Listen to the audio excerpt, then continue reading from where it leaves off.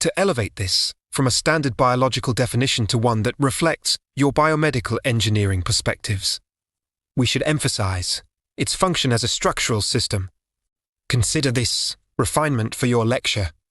The skeletal system acts as the body's primary mechanical framework, a composite structure of bone, cartilage, joints, and ligaments. This system is engineered to provide structural support, shield vital internal components, and serve as the foundation for force transmission. Beyond its role as a structural chassis, it functions as a reservoir for mineral storage and the site of hematopoiesis, the production of essential blood cells. The skeleton is classified into two primary functional divisions, the axial skeleton and the appendicular skeleton.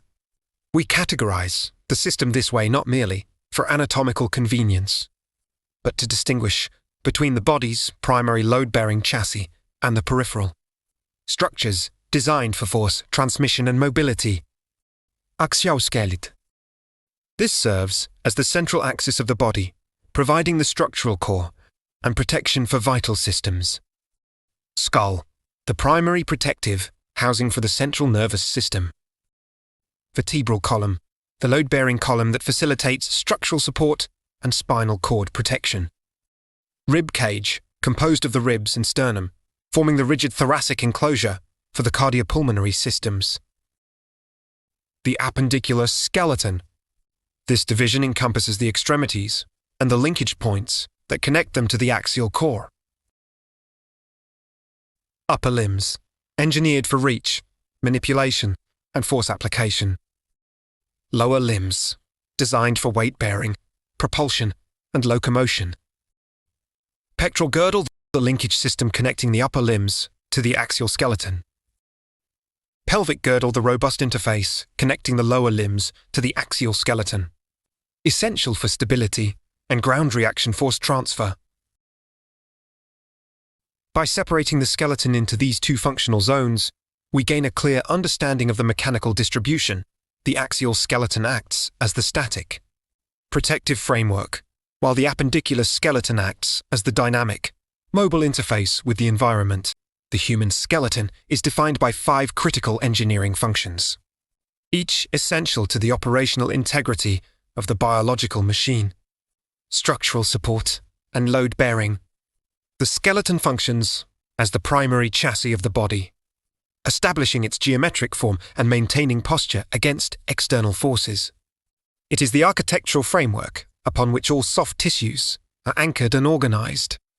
Strategic protection.